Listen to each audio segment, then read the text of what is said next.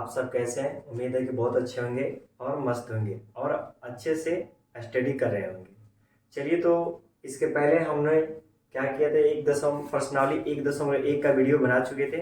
अब देखिए, class 10th का मैथ 1.2 हम लोग बनाने वाले हैं। तब तक उससे पहले कुछ डिस्कस कर लेते हैं। चलिए देखिए, जो हमारे चैनल का नाम क्या है, स्मार्ट मैथमेटिक्स एजुकेशन। ठीक है। और यहाँ पे देखते हैं कि हम लोग जो क्लास यहाँ पे कराते हैं, क्लास 10 और इंटर तक चलेगा। 1.1 और आप लोग को सब पढ़ेंगे प्रश्नावली 1.2 पढ़ेंगे। ठीक है। और यहाँ देखते हैं कि क्वेश्चन में क्या बोल रहा है कि निम्नलिखित संख्याओं का आभास गुणनखंड के गुणनफल के रूप में व्यक्त करना है। किसके रूप में व्यक्त करना है? आभास गुणनखंडों के गुणनफल के रूप में व्यक्त करना है। तो चलिए क्वेश्चन नंबर 1 देखते हैं। ठीक है। तो 10 निकालेंगे तो इसका कितना हो जाएगा? 70। फिर इसको 2 से करेंगे तो कितना हो जाएगा? 35। इसको 5 से करेंगे, 5 7 35 और 7 एकम 7। इसका हम लोग लसा निकाल चुके हैं। ठीक है। अब इसको करेंगे आभास गुणनखंड विधि द्वारा व्यक्त करना है। तो यहाँ पे लिख सकते हैं 140 का आभास गुणनखंड, 140 का अभाज्य गुणनखंड बराबर यहाँ लिख सकते हैं। यहाँ पे देखिए 1 और 2, 2 क्या कितना है? 2 है। तो यहाँ पे देखिए 2 के पावर 2 और यहाँ पे देखेंगे 5, तो 5 एक ही है, तो 5 के पावर 1 हो गया। और यहाँ पे देखते हैं 7, तो 7 के पावर कितना है? 1 है और 1 है यहाँ पे। चलिए, यही हमारा आभास गुणनखंड हो गया। यानी इतना ही हमको बनाना था। यानी कहने का अर्थ हुआ कि 140 का जो आभास गुणनखंड है, 2 के पावर 2 गुने 5 के पावर 1 गुने 7 के पावर। हम लोग देखेंगे क्वेश्चन नंबर 2। क्वेश्चन नंबर 2 में क्या दिया हुआ है कि 156 का आभास गुणनखंड निकालना है। क्या निकालना है? आभास गुणनखंड। तो सबसे पहले छोटी संख्या 2 से चेक करते हैं। ठीक है। 2 से करते हैं, लास्ट का जो इकाई अंक है कितना है? 6 है। यानी 2 से पूरा विभाज्य हो जाएगा। 2 से करेंगे तो 2 7 14, 2 8 कितना होता है? 16। फिर 2 से लग जाएगा, 2 3 6 और 2 9 18 हो गया। फिर यहाँ पे देखते हैं कि हमारा जो संख्या दिखाई दे रहा है वो 3 से डिवाइड हो सकता है, क्योंकि दोनों संख्याओं को ऐड करने पर, जोड़ने पर कितना, 9 और 3 को जोड़ेंगे तो 12 हो जाएगा। और जब 12 को 3 से जब कट जाएगा तो ऑटोमेटिक वो संख्या क्या होता है? 3 से विभाज्य हो जाएगा। यानी विभाज्यता के नियम में होता है कि टोटल संख्याओं को ऐड करने पर जो संख्या 3 से डिवाइड हो, वो संख्या पूरा 3 से डिवाइड हो जाएगी। अब 3 से लिखते हैं तो 3 एकम 3 और 3 ते कितना लग गया? 9 और यहाँ पे 13 एकम 13 हो गया। यानी कहने का अर्थ हुआ कि यहाँ पे लिख सकते हैं 156 का आभास गुणनखंड क्या आ जाएगा? यहाँ पे देख लीजिए 2 के पावर कितना है? 2 गुने, यहाँ पे कितना है? 3 एक ही है तो 3 1 लिख देंगे। और यहाँ पे देखते हैं 13 कितना है? 1 है तो 1 लिख देंगे। अब यहाँ पे लिख सकते हैं आभास गुणनखंड का गुणनफल क्या हो जाएगा? यानी 156 का जो गुणनखंड होगा वो क्या होगा? 2 के पावर 2 गुने 3 गुने 13। ठीक है। चलिए, अब देखते हैं नेक्स्ट क्वेश्चन कि 38 और 25 का क्या निकालना है? आभास गुणनखंड निकालने के लिए बोल रहा है। क्या बोल रहा है? आभास गुणनखंड निकालने के लिए बोल रहा है। तो पहले इसका हम लोग फैक्टर निकाल लेते हैं। ठीक है ना। अब 2 से करते हैं तो 2 से तो डिवाइड होगा नहीं, क्योंकि जो लास्ट में इकाई अंक है वो क्या है? 2 से नहीं कटने वाला है। ठीक है। अब 3 से देखते हैं तो इसको जोड़ दो, जोड़िए इसको। 8 3 कितना? 11, 11 2 कितना होता है?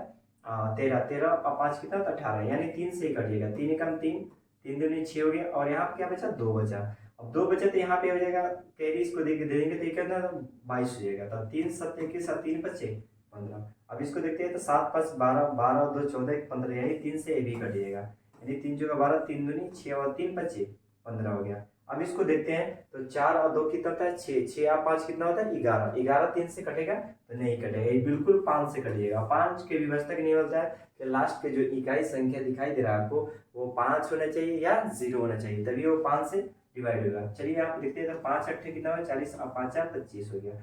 5 से इसको करते हैं तो 5 से इसको करेंगे तो 17 बचे कितना? 85। और यहाँ पे देखते हैं तो 17 एकम 17। अब यहाँ पे लिख सकते हैं, यहाँ पे हम लोग लिख देंगे कि 38 और 25 का जो आभास गुणनखंड हुआ वो क्या होगा? 3 3 कितना है? तो 2 है। तो लिखेंगे 3 के पावर 2 गुने। अब देखते हैं 5 5 के 1 है तो 2 गो है, तो लिखेंगे 5 के पावर 2, क्योंकि गुना में पावर जुड़ता है और भागा पावर घटता है। अब देखिए तो 17, तो 17 एक सिंगल दिया हुआ है तो इतना ही हो गया। अब यहाँ पे हम बोल सकते हैं कि 38 25 का जो आभास गुणनखंड है वो कितना है, 2 3 के पावर 2 गुने 5 के पावर 2 गुने 17 है। क्वेश्चन नंबर 4 में क्या दिया हुआ है कि बोल रहा है कि इसको आभास गुणनखंड में निम्नलिखित संख्याओं का आभास गुणनखंड के गुणनफल के रूप में इसको हमको तोड़ना है, ठीक है ना। यहाँ पे दिया है 5005 दिया हुआ है, इसको आभास गुणनखंड निकालेंगे। क्या निकालेंगे हम लोग, आभास गुणनखंड निकालेंगे। 6 से लिख रहे हैं लेकिन 7 से हो जाएगा, यहाँ 7 से लिखेंगे तो 7 एकम कितना होता है, 7 होता है। कैरी कितना बचा, 3 3 इसमें जाएगा तो कितना जाएगा 30 यानी 30 हो जाएगा। तो यहाँ पे जब इसको 7 निकल जाएगा तो 3 बचेगा, 3 इसमें जाएगा तो कितना 30 होगा।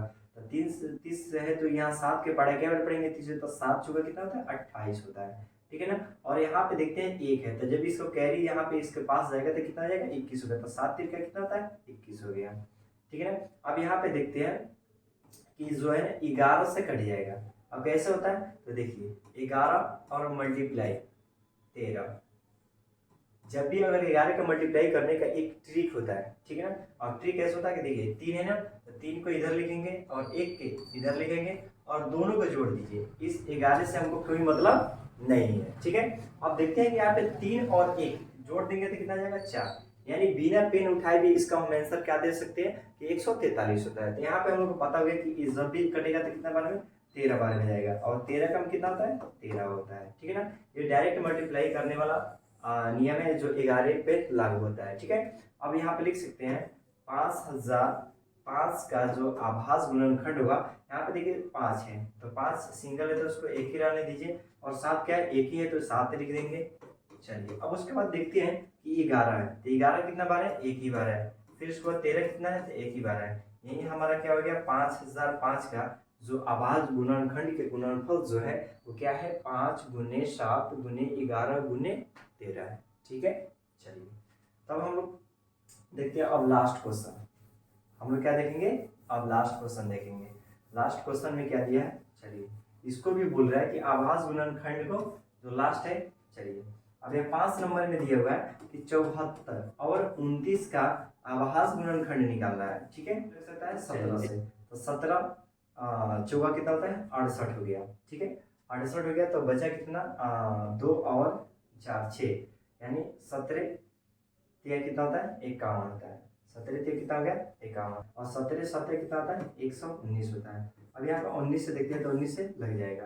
अब देखो 19 दूना कितना होता है 38, 38 यानी 2 और 3 5, 19 कितना होता है 57। अब 23 से कम क्या हो जाएगा 23 हो गया। चलिए अब यहाँ पे देखते हैं कि 74 और 29 का जो आभास गुणनखंड होगा वो क्या होगा 17 गुने 19 और गुने क्या हो जाएगा 23 हो जाएगा, ठीक है। यानी क्या है हमारा जो भी निकला वो क्या निकला आभास गुणनखंड ही नहीं निकला, यानी आभास यानी प्राइम नंबर निकला।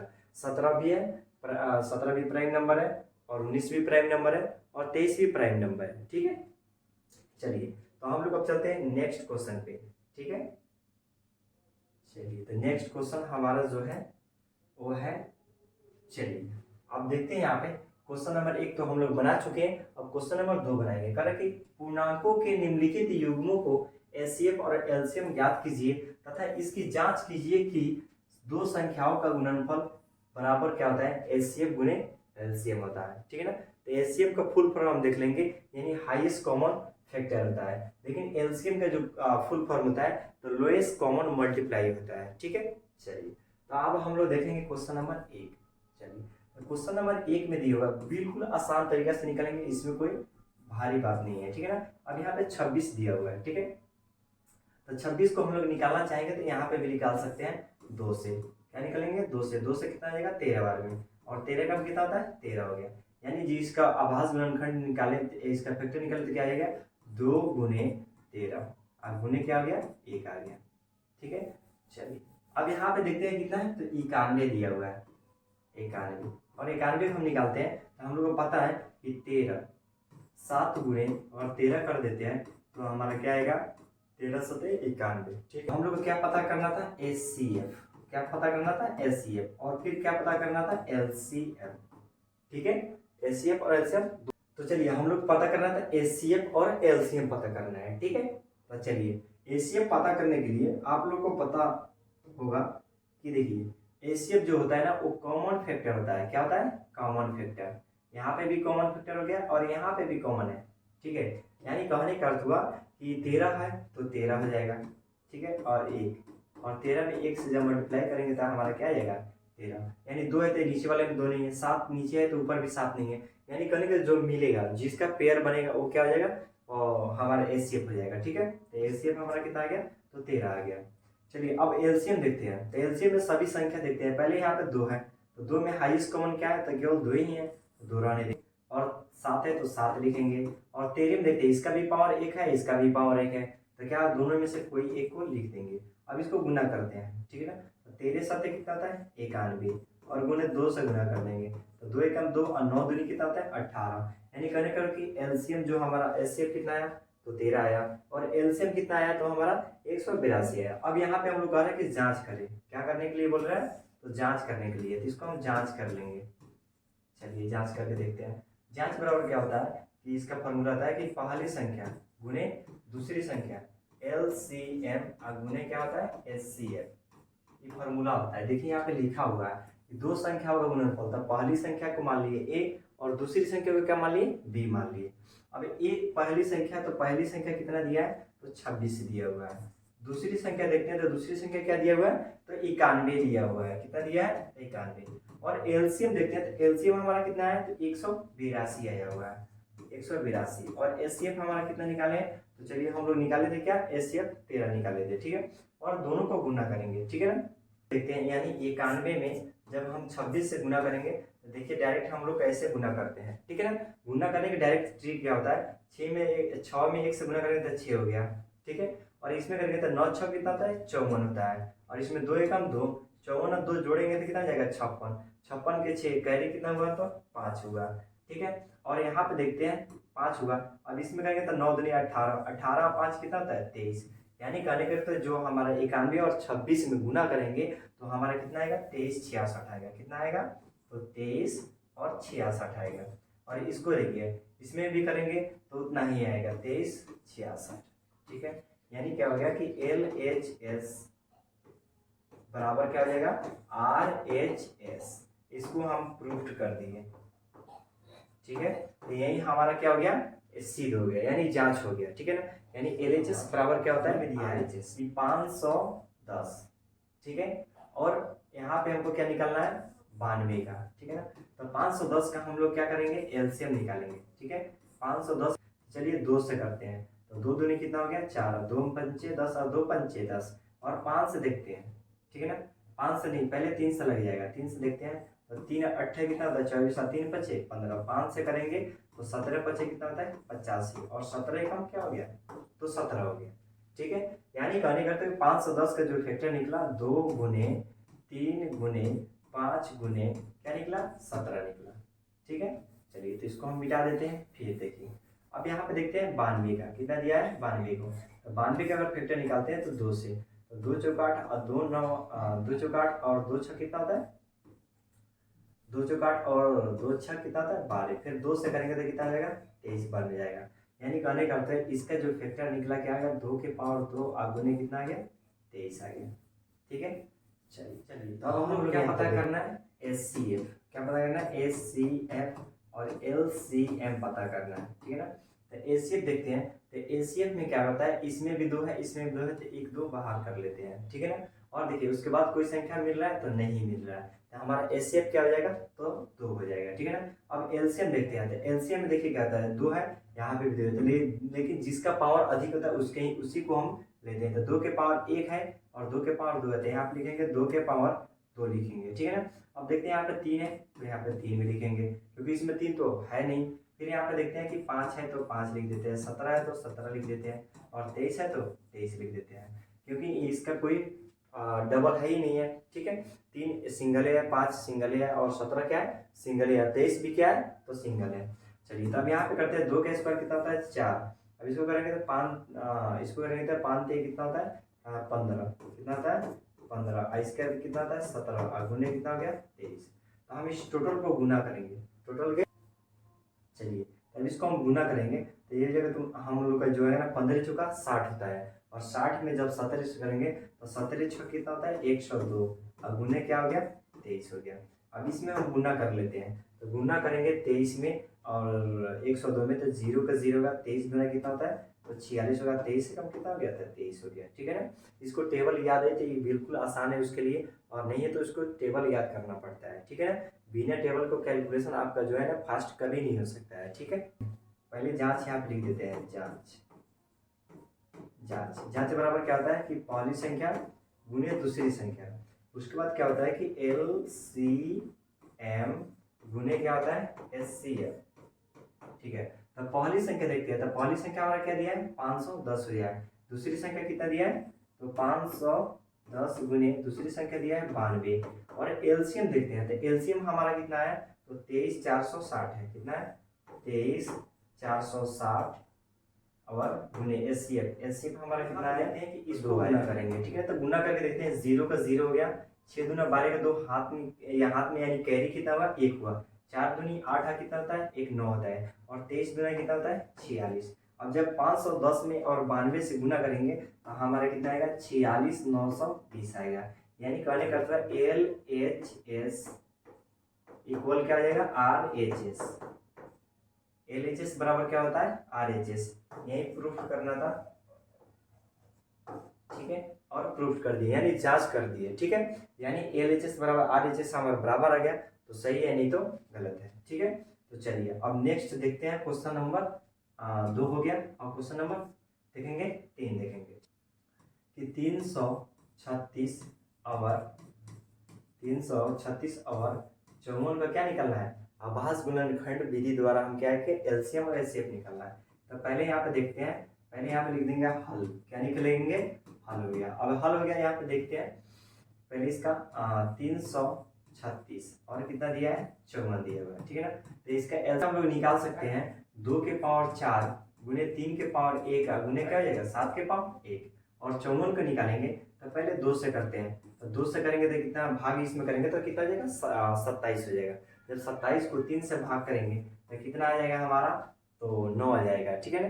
और 9 पे फिर 3 से भाग करेंगे तो 3 3 और 3 3 का 3 हो जाएगा। ठीक है। तो हम लोग 336 का जो फैक्टर निकाले, 2 के पावर 4 3 के पावर 1 और 7 के पावर क्या निकाले, तो 1 निकाल दिए। ठीक है। अब यहाँ पे देखते हैं 54 का, तो 2 गुने 3 गुने 3 गुने 3। अब इसको हम डायरेक्ट लिख सकते हैं, इसको डायरेक्ट लिखना चाहेंगे तो 3 के पावर कितना लिख सकते हैं, 3 लिख सकते हैं। चलिए तो हम लोग एचसीएफ निकालेंगे। पहले क्या निकालेंगे, एचसीएफ पता करने के बाद हम क्या निकालेंगे, तो एलसीएम निकालेंगे। तो एचसीएफ क्या होता है कि दोनों में कॉमन होना चाहिए। तो यहाँ पे भी 2 है, यहाँ पे भी है, तो 2 1 निकल जाएगा। ठीक है। यहाँ पे भी 3 है, यहाँ पे भी 3 है, तो 3 निकल जाएगा। ठीक है। और उसके बाद 7 है, नीचे वाले में 7 नहीं है। ठीक है। तो हम देखते हैं यहाँ पे, तो 3 दूनी कितना होता है, 6। यानी जो सबसे अधिक रहता है वही एलसीएम में लिया जाता है, अधिकतम पावर लिया जाता है। ठीक है ना। अब यहाँ पे देखते हैं 3 के पावर 1 है, यहाँ 3 के पावर 3 है, तो 3 के पावर 3 लेंगे क्योंकि अधिकतम पावर लिया जाता है। ठीक है। कम वाले पावर नहीं लिया जाता। अब यहाँ पे 7 है, तो 7 का कोई सिंगल एक ही है, तो इसमें कोई लिखने की जरूरत नहीं है, केवल 7 लिख देंगे। ठीक है। अब यहाँ पे देखते हैं, तो 7 के पावर कितना है, तो 1 है। अब इसको करेंगे तो 2 के अगर पावर 4 पे करते हैं तो 2 दूनी 4 4 दूनी 8 8 दूनी कितना होता है, तो 16। और 3 के पावर 3 है, तो यहाँ 3 3 9 3 का कितना होता है, 27 है। गुने कितना हो गया, 7। अब इस टोटल को गुना करेंगे तो कितना आ जाएगा, तो ये हमारा आज जो आएगा क्वेश्चन, और 30 24 आएगा। ठीक है। क्या करेंगे, तो जांच करेंगे। तो जांच करने के लिए हम बताए थे कि पहली संख्या गुने दूसरी संख्या, और होता है कि LCM, और गुने क्या होता है, HCF। ये फॉर्मूला है, क्या है, फॉर्मूला है ACF। यानी एक का वैल्यू कितना दिया हुआ है, तो 336 दिया है, यानी पहली संख्या। दूसरी संख्या कितना दिया है, तो 54 दिया है। एलसीएफ देखते थे, एलसीएम हमारा कितना है, तो 30 24 आया है। और एचसीएफ देखते हैं, तो एचसीएफ हमारा कितना है, तो एचसीएफ जो हमारा आया है वो कितना है, 6 है। अब इस दोनों को गुना करते हैं, दोनों को गुना करते हैं। तो गुना करके देखते हैं पहले, 6 को 24 के 4 कैरी कितना हुआ, तो 2 हुआ। 14 दूनी 12 और 2 कितना हुआ, 14। 14 के 4 कैरी कितना हुआ, तो 1 हुआ। 6 में किसी संख्या 0 में किसी संख्या से गुना करेंगे तो क्या हो जाएगा, 0 आ जाएगा। 6 3 कितना होता है, 18 हो गया। यानी 18 144 हुआ। 336 में 54 से भी गुना करेंगे तो 18 100 कितना होगा, 44। यानी LHS बराबर RHS, यानी प्रूफ हो गया।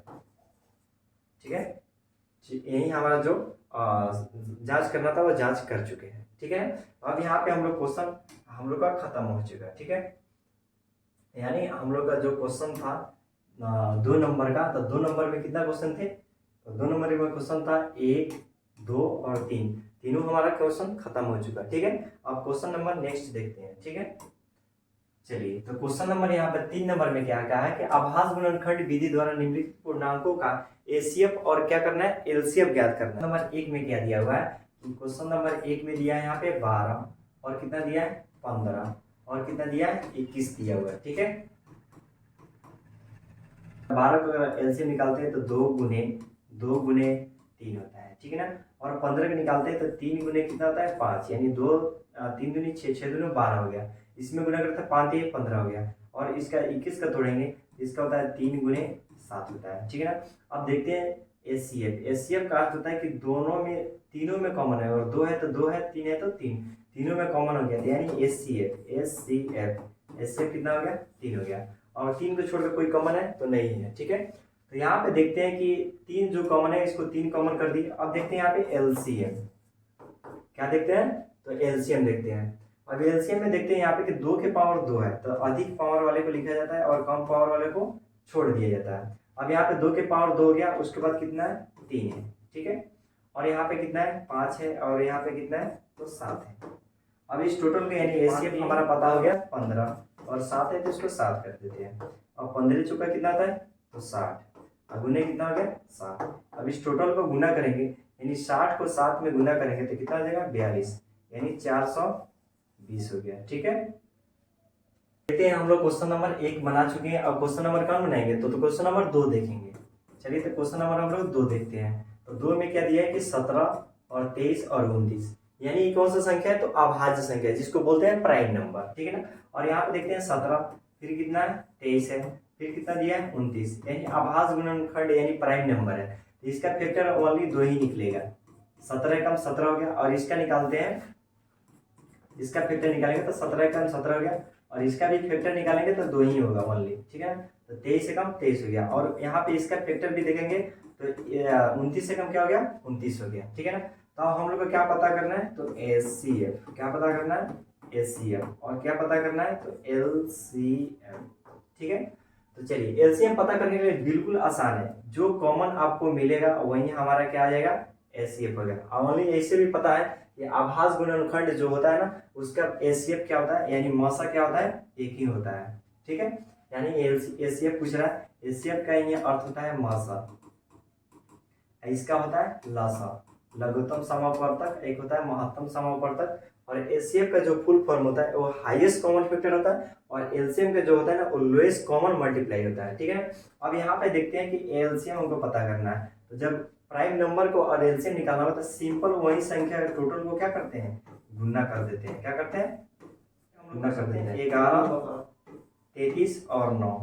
ठीक है, तो हमारा जो इसका एचसीएफ और एलसीएम जो है ना वो प्राप्त हो चुका है 17 और 23 और कितना का 29 का। ठीक है, क्वेश्चन नंबर 3 देखेंगे, 3 नंबर क्वेश्चन क्या है। ठीक है, तो चलिए हम लोग को क्या पता करना है, आभास गुणनखंड का फैक्टर निकालेंगे, और फैक्टर निकालने के बाद क्या पता करेंगे एचसीएफ और एलसीएम पता करने के। ठीक है, यहाँ पे देखते हैं क्वेश्चन नंबर में क्या दिया है कि 8 और फिर कितना दिया है 9 और कितना दिया है 25 दिया हुआ है, 8 और 9 और 25। 8 का फैक्टर निकालेंगे तो 2 गुने 2 होता है, क्योंकि इसको गुना करके इसको जांच भी कर सकते हैं, LHS बराबर RHS, 2 दूनी 4, 4 दूनी कितना होता है 8, और 9 का हो गया तो 3 मल्टीप्लाई 3 करेंगे तो कितना होता है 9 होता है। ठीक है ना, यानी 3 3 से कितना होता है 9 होता है। ठीक है ना, और 25 का निकालेंगे तो 5 गुने क्या होता है 5 होता है। ठीक है, चलिए तो हम इसको आभास गुणनखंड विधि द्वारा HCF निकालेंगे और LCM। ठीक है, तो चलिए एचसीएफ निकालने के लिए हम आपको बताए थे कि जो कॉमन होना चाहिए, तो इसमें 3 है तो इसमें नहीं है, इसमें 5 है तो इसमें 5 नहीं है, ऊपर वाले में 2 है तो नीचे वाले में 2 नहीं है, तो यानी कहने का मतलब कि जो लास्ट में इसका होगा वो क्या होगा एक ही होगा। जब कोई संख्या नहीं मिलेगा तो इसका लास्ट में जो बचता है वो क्या होता है तो एक होता है, यानी एक इसमें भी है, एक इसमें भी है, एक इसमें भी है, यानी सभी में कॉमन जो मिलेगा वही हमारा क्या होगा एचसीएफ होगा। अब एलसीएम के लिए देखते हैं, तो इसमें देखते हैं एलसीएम कहते हैं, यानी 2 के पावर कितना है 3, और 3 के पावर कितना है तो 2 है, और 5 के पावर कितना दिया है तो 1 दिया होगा। ठीक है, तो हम लोग क्या पता कर लिए एचसीएफ पता हो गया और एलसीएम पता हो गया। ठीक है, एलसीएम पता कर, अब इसको मल्टीप्लाई कर दें तो 2 के पावर 3 होता है 8, और 3 के पावर 2 कितना होता है, तो 9 होता है, और 5 के पावर 2 कितना होता है, 25 होता है, और 25 में 8 से गुना करें तो 25 अट्ठे कितना होता है, 200 होता है, और 200 में 9 से गुना करेंगे तो कितना आएगा हमारा, तो 9 दूनी कितना होता है, 1800। यानी कहने करते हो कि आभास गुणनखंड विधि द्वारा हम क्या पता कर लिए, एचसीएफ और एलसीएम पता कर लिए। यहाँ पे डायरेक्ट हम लिख सकते हैं एचसीएफ बराबर क्या हो जाएगा, 1 हो जाएगा, और एलसीएम बराबर कितना आया हमारा, तो 1800 है। ठीक है, ये बिल्कुल आसान है, इसमें कोई सोचने और ज्यादा दिमाग लगाने की कोई जरूरत नहीं है। ठीक है ना, 1 से 2 बार देखिएगा, बिल्कुल समझ में आ जाएगा। चलो क्वेश्चन नंबर देखेंगे, क्वेश्चन नंबर कितना दिया है, तो क्वेश्चन नंबर 4 दिया हुआ है। ठीक है ना, यानी एचसीएफ क्या दिया है हमारा, 9 दिया हुआ है, और एलसीएम हमको पता करना है। ठीक है ना, तो एलसीएम पता करने के लिए हम जानते हैं कि पहली संख्या गुने दूसरी संख्या बराबर क्या होता है, एलसीएम और गुने क्या होता है, एचसीएफ। यहां तक पता है कि पहली संख्या गुने दूसरी संख्या और क्या होता है, एलसीएम और गुने क्या होता है, एचसीएफ होता है।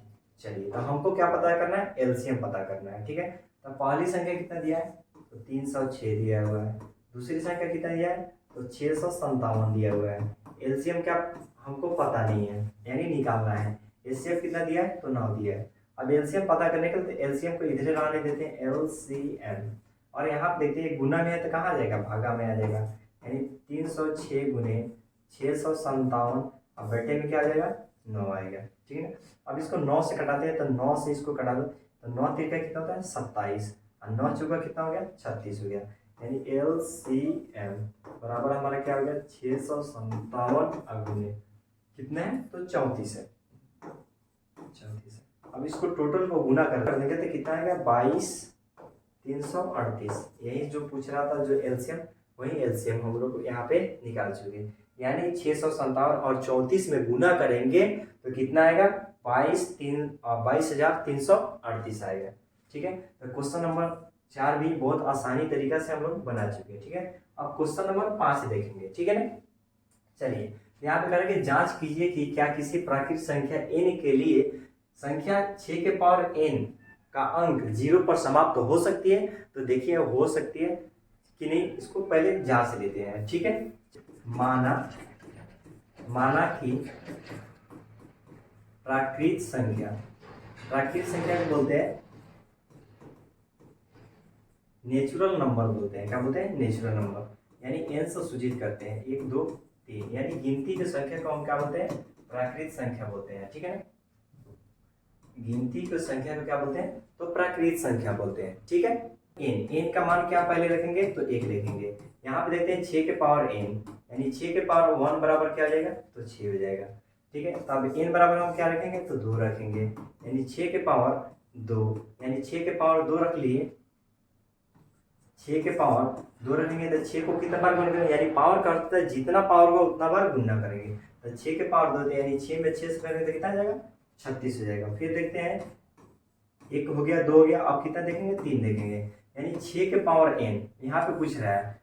ठीक है, और यहाँ पे कितना है, 6 के पावर 3, यानी 6 के पावर 3, यानी 6 को 3 बार गुना करेंगे तो हमारा क्या आएगा, 6 गुने 6 गुने 36, 36 छः कितना होता है, तो 216 होता है। अब यहाँ पे इसको देखने से पता ये चलता है कि जो संख्या वो लास्ट में जो 0 आ रहा है तो नहीं आ रहा है, तो इसको बिल्कुल बोल सकते हैं कि 6 के पावर n अंक 0 पर समाप्त नहीं हो सकती है। ठीक है, चलिए बात हो सकती है, तो इसको बोलते हैं नो, इसको भी लिख देंगे नो, और इसको भी लिख देंगे नो, यानी कहने का तो लास्ट भी कितना हो तक ले जाएंगे, लेकिन इसका क्या आ जाएगा, तो 0 नहीं आएगा। ठीक है ना, लेकिन 0 ना लेके लेंगे, जैसे मान लेते हैं कि क्या हो गया हमारा, कि 10 हो गया। ठीक है ना, तो 10 का इसका फैक्टर क्या होता है, तो 2 गुने 5 होता है। यानी कहने का अर्थ हुआ कि जब भी हम किसी संख्या के लास्ट में अगर 0 लाना है तो इसमें क्या होना चाहिए, या 5 होना चाहिए, या नहीं तो क्या होना चाहिए, 0 होना चाहिए। ठीक है, चलिए तो यहाँ पे लिख सकते हैं, अतः 6 के पावर n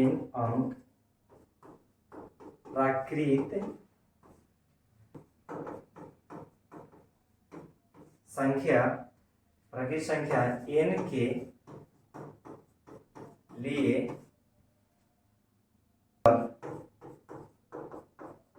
जीरो पर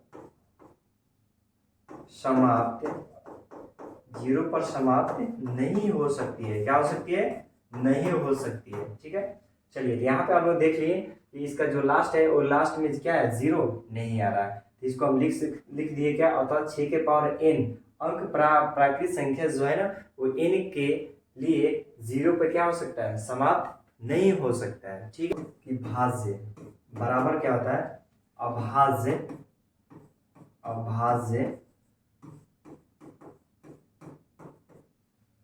गुणनफल। क्या बोलते हैं? गुणनफल। चलिए अब यहाँ पे देख लेते हैं भाज्य क्या है? 35 है। क्या है? 35। तो इसको हम लिख सकते हैं 5 गुने 7। यानी कहने कर दोगे जो भाज्य संख्या है ना वो आभास के गुणनफल के रूप में हम लोग व्यक्त कर सकते हैं। जैसे यहाँ पे 5 क्या है? प्राइम नंबर है, और 7 क्या भी है? प्राइम नंबर, यानी अभाज्य संख्या है। जैसे एग्जाम्पल में और ले लेते हैं 10 क्या है? भाज्य संख्या है, और इसको अगर फैक्टर करेंगे तो 2 गुने कितना होता है? 5, यानी 2 भी आभाज्य संख्या है और 5 भी क्या है? तो आभाज्य संख्या है। ठीक है, और देख ले, और 50 को करेंगे तो 2 गुने 5 गुने 5, यानी कहने का अर्थ हुआ कि जो 50 है वो भाज्य संख्या है, लेकिन इसका जो फैक्टर है वो क्या है? अभाज्य संख्या है। ठीक है, यानी 2 गुने 5 गुने 5 ये क्या है? अभाज्य संख्या है। यानी सबसे छोटी अभाज्य संख्या क्या है? तो 2 होती है। 1 से 100 तक कितने अभाज्य संख्या होते हैं? तो 25 होते हैं। ठीक है ना, 1 से 15 के बीच में 1 से 50 के बीच में कितने अभाज्य संख्या होते हैं? तो 15 होते हैं। ठीक है, क्या अभाज्य के गुणनफल बराबर क्या होता है? भाज्य होता है। यानी कहने का मतलब पहले हम लोग भाज्य देखे थे, भाज्य का जो गुणनफल क्या होता है? अभाज्य होते हैं। और यहाँ पे देखते हैं कि अभाज्य के गुणनफल क्या भाज्य होते हैं। चलिए इसको यहाँ पे लिख सकते हैं 2 गुने 3 गुने 5, ये क्या है? हमारा अभाज्य संख्या है। तो इसको गुना कर दिए तो 2 3 कितना होता है? 6, 6 बचे कितना हो गया? 30। यानी कहने का अर्थ हुआ कि जो इसका गुणनफल है वो क्या है? हमारा भाज्य संख्या हो जाता है। ठीक है, यहाँ पे करते हैं अभाज्य संख्या का गुणनफल दे दे 5 गुने 7 गुने 3 गुने 5 गुने 7। अब यहाँ पे देखते हैं कि 5 3 कितना होता है? 15 सप्ते कितना होता है? 105। यानी 100 जो 5 है वो भाज्य संख्या है, लेकिन जो इसका फैक्टर है वो क्या है? अभाज्य संख्या है। ठीक है, यानी हम कह सकते हैं कि भाज्य संख्या को उसके फैक्टर तोड़ने पर अभाज्य गुणनफल के रूप में लिखा जा सकता है, और अभाज्य के गुणनफल को भाज्य के रूप में, यानी कहने का इसका फैक्टर जो है ना वो क्या है? भाज्य के बराबर हो सकता है। ठीक है, इसको हम लोग नोट में लिख लेते हैं। ठीक है, चलिए नोट में लिख देते हैं, आप लोग भी लिख लीजिएगा। ठीक है, नोट 1, भाज्य संख्या को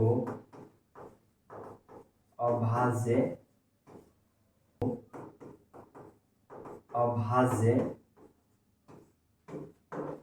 संख्या के गुणनफल के रूप में लिख सकते हैं।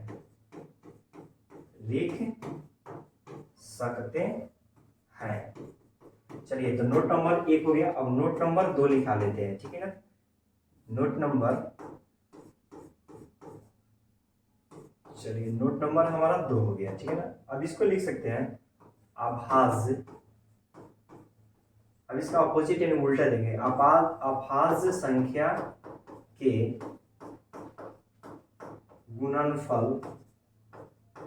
गुणनफल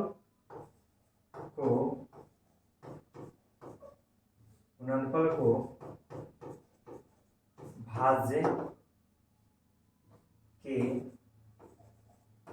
भाज्य के रूप में लिख सकते हैं। क्या कर सकते हैं? लिख सकते हैं। ठीक है, यहाँ पे हो गया भाज्य को अभाज्य संख्या के गुणनफल के रूप में लिख सकते हैं, और इसका ऑपोजिट यानी उल्टा देखेंगे तो अभाज्य संख्या के गुणनफल को भाज्य संख्या के रूप में लिख सकते हैं। ठीक है, तो चलिए क्वेश्चन नंबर नेक्स्ट देखते हैं। ठीक है, क्वेश्चन नंबर कितना है? तो क्वेश्चन नंबर 6 है। व्याख्या कीजिए कि 7 गुने 11 गुने 13 प्लस 13 और 7 गुने 6 गुने 5 गुने 4 गुने 3 गुने 2 गुने 1 और 5 संख्या भाज्य संख्या है, मगर क्यों है? इसके बारे में हम लोग देखेंगे।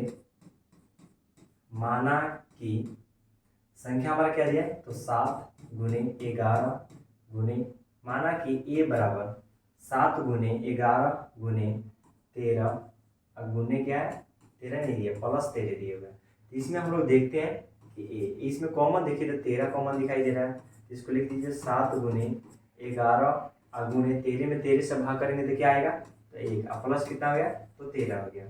अब यहाँ पे हम देखते हैं ए बराबर तो 13, अब इसमें क्या करते हैं, यहाँ पे 1 होगा, 13 एकम 13 हो, यहाँ पे भी हो जाएगा, तो 11 में 7 से करेंगे तो कितना हो जाएगा 77, अब प्लस कितना हो गया 1, तो इसको हम जोड़ेंगे तो 13 और इसमें मल्टीप्लाई कितना से करेंगे, तो ये हो गया हमारा 77, एक कितना हो गया 78, ठीक है।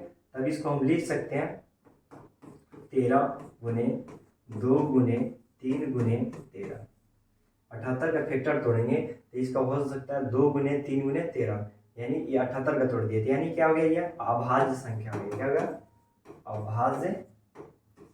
अभाज्य संख्या, क्या है अभाज्य संख्या है, यानी ए बराबर जो हमारा निकला वो क्या है, तो अभाज्य संख्या है। और आप लोग को समझ में यहाँ पे नहीं आते, यहाँ पे देख लीजिएगा, 2 से करेंगे तो 2 3 कितना होता है 6, 2 9 18 और 3 से करेंगे तो 13 3 39, यानी 78 के फैक्टर को हम क्या करते हैं 2 गुने 3 गुने 13 के रूप में लिख सकते हैं, ठीक है।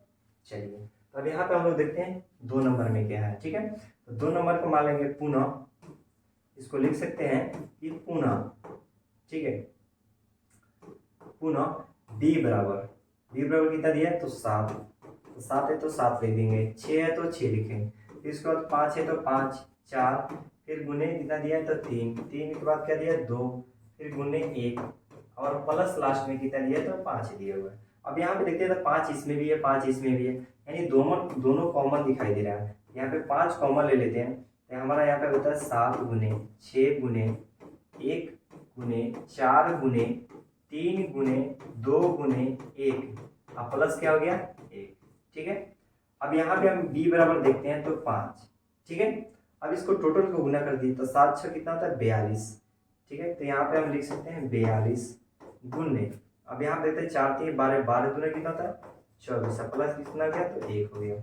अभी यहाँ पे हम b बराबर देखते हैं, लिख सकते हैं और 42 में और 24 से गुना करेंगे तो 1008 आता है, अब प्लस 1 जोड़ेंगे, ठीक है। इसको थोड़ा सा ऊपर कर लेते हैं, ठीक है। चलिए तो अब यहाँ पे देखते हैं b बराबर 5 गुने 1008 और प्लस 1 जोड़ देते हैं तो हमारा जो आएगा कितना आ गया 5 गुने 1009 आ गया, अभाज्य संख्या। चलिए तब यहाँ पे हम लोग लिख सकते हैं कि अतः अभाज्य संख्याओं के गुणनफल से क्या प्राप्त होता है, भाज्य संख्या प्राप्त होता है, ठीक है। अर्थात यहाँ पे लिख सकते हैं अर्थात कितना भाज्य संख्या प्राप्त हुआ है, अर्थात 13 गुने 2 गुने 3 गुने 13 एवं यहाँ पे क्या है 5 गुने 1009 प्राप्त संख्या क्या है, भाज्य है।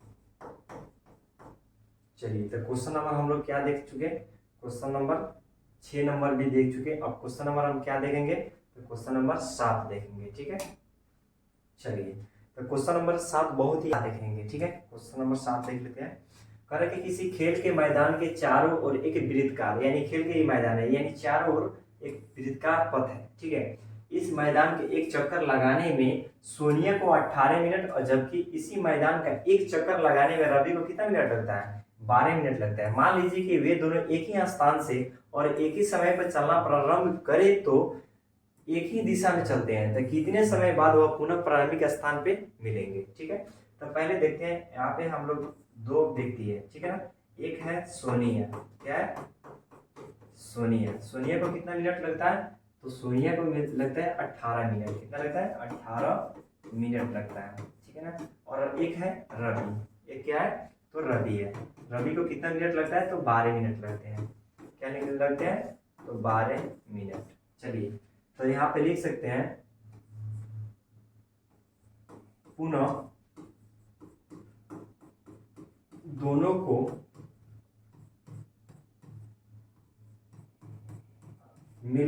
मिलने का समय ऐसा क्वेश्चन पूछे तो इसका एलसीएम निकाला जाता है। क्या निकाला जाएगा? तो एलसीएम, यानी 18 और 12 के एलसीएम निकालेंगे तो 2 से निकाल सकते हैं। तो दोनों भाई 18 और 2 छः कितना होता है? 12। 2 से करेंगे, 2 से तो नहीं रहेगा, 3 से लगेगा, 3 का 3 और 3 दूनी 6 हो गया। यानी हो सकता है, यानी एलसीएम बराबर लिख सकते हैं 2 दूनी कितना, 3 दूनी कितना था? 6, 6 दूनी 12, 12 3 कितना था? 36। यानी वे दोनों कितने मिनट के बाद मिल जाएंगे? तो 36 मिनट के बाद वो पुनः दोनों क्या मिलेंगे? तो 36 मिनट के बाद एक दूसरे से मिल जाएंगे। ठीक है, चलिए, तो इसके बाद फिर कल इसका नेक्स्ट वीडियो आप लोगों को मिलेगा, प्रश्नावली 1.3। ठीक है, तो चलिए।